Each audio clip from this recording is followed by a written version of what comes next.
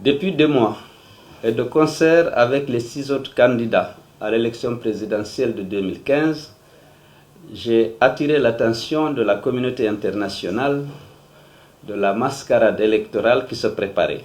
Le 20 août dernier, la CEDEAO, l'Organisation internationale de la francophonie, l'Union européenne et les Nations unies étaient témoins de l'accord trouvé avec les autorités après de multiples concessions de l'opposition républicaine. Cet accord du 20 août n'a jamais été appliqué par le gouvernement et la CENI. La communauté internationale, qui en était la caution, n'a jamais cru devoir les appeler à respecter leurs engagements. Nous voilà dans la situation que nous redoutions le plus. Un processus qui ne peut légitimement porter le nom d'élection, tant la fraude est massive. Nous nous attendions à l'intimidation. Nous nous attendions aux tentatives de bourrage des urnes. Nous nous attendions au vote des mineurs avec ou sans l'usage des procurations. Mais nous n'imaginions pas que le pouvoir organiserait cette mascarade au grand jour de manière si flagrante.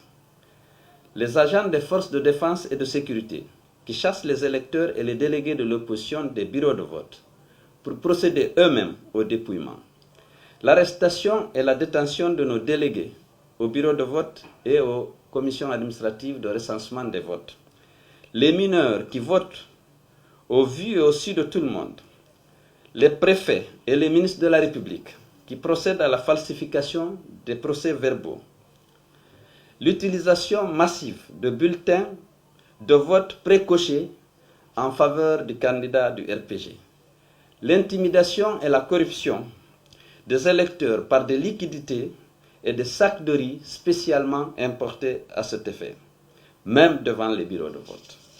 Le refus délibéré de faire voter des circonscriptions entières à l'étranger. Les décisions illégales d'une CENI parfaitement au courant de ce qui allait se dérouler.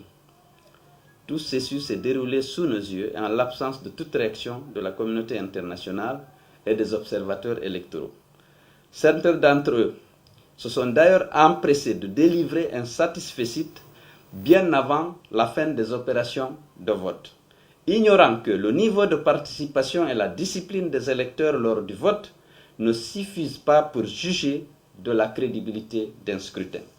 Pour beaucoup, c'est comme cela que ça se passe en Afrique de toutes les manières, flottant entre cynisme et fatalisme. D'autres ont, dans le secret de leur cabinet, décidé de soutenir un système qui nie à un peuple le droit à un suffrage transparent et apaisé pour maintenir un dispositif opaque et conciliant avec leurs intérêts. Les mêmes sont les premiers à se faire passer pour les champions de la démocratie, des droits de l'homme et de l'état de droit. J'exhorte la communauté internationale à ne pas cautionner la violation de ces nobles valeurs pour l'instauration desquelles le peuple guinéen a consenti tellement de sacrifices. En tout état de cause, les Guinéens continueront leur combat pour la défense de leur droit de choisir librement ses dirigeants et pour l'instauration en Guinée d'une véritable démocratie. Vive la Guinée, vive la République.